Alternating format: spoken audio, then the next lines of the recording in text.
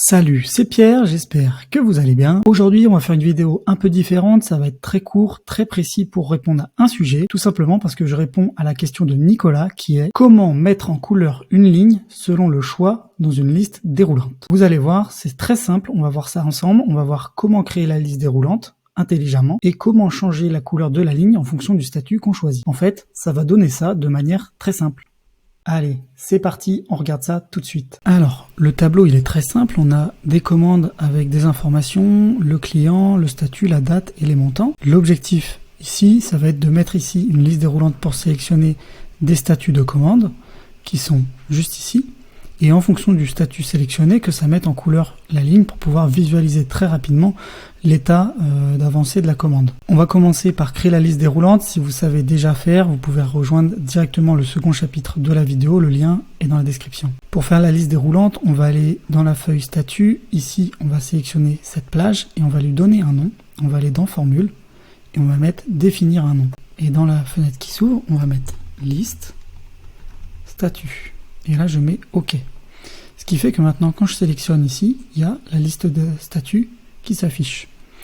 Et maintenant, je vais sélectionner ma plage ici dans laquelle je vais mettre des statuts. Je vais aller dans Données.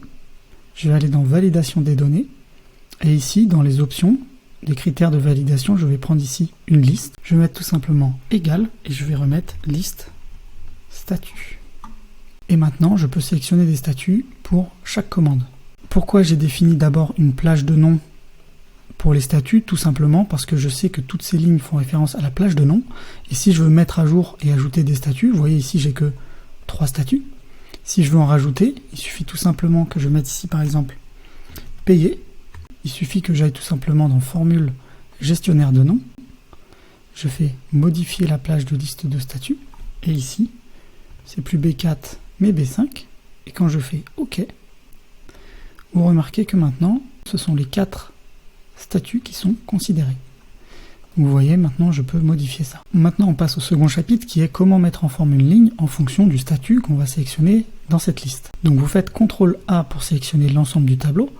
Vous restez appuyé sur CTRL pour ensuite sélectionner les en-têtes pour les retirer de la sélection. Dans Accueil, vous allez dans Mise en forme conditionnelle et là vous faites Nouvelle règle. Dans cette fenêtre, vous sélectionnez Utiliser une formule. Donc c'est cette formule qui va déterminer à quelle cellule on va appliquer le format. Vous allez mettre ici égal. Vous allez cliquer sur la flèche bleue pour sélectionner la cellule E2. En fait, c'est la cellule où il y a le premier statut à définir. Vous remettez égal parce qu'en fait, on va faire un test pour vérifier que cette cellule est égale à. Et là, on va dans Statut et on prend tout simplement le premier statut en cours. Là, le statut est verrouillé, donc ce sera toujours B2 et la cellule E2 est verrouillée. Et vous allez voir que cette formule ne fonctionne pas et je vais vous expliquer pourquoi. Dans format, on va dire tout simplement un remplissage en jaune clair et une police en jaune foncé. Voilà, ça sera le statut en cours. Vous allez voir maintenant que si je clique ici sur statut en cours, il va mettre toutes les lignes en jaune. Pourquoi? Tout simplement parce que je lui ai dit que si cette cellule est égale à en cours, comme j'ai verrouillé sa position en ligne et en colonne, et ben ça ne fonctionne pas.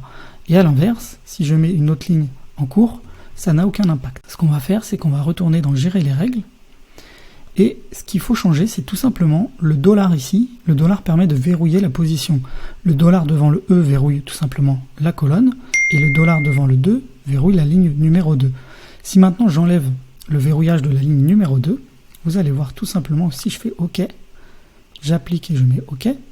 Si je mets ici en cours, comme il n'a pas verrouillé la position de la ligne, il va considérer que le statut de cette ligne concerne que cette ligne, le statut de cette ligne concerne que cette ligne, et ainsi de suite. Vous voyez, si maintenant je mets en cours, j'ai bien cette ligne-là. Ici, si je mets en cours, ça concerne bien cette ligne, et on a bien ce qu'on voulait faire.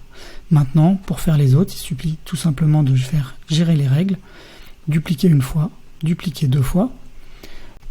Là, on va tout simplement enlever ça, on va aller récupérer le second statut qui est livré.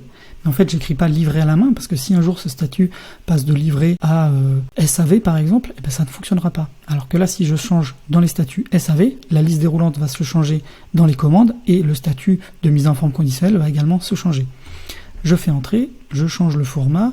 Ici, on va mettre un fond bleu avec une police, par exemple bleu foncé.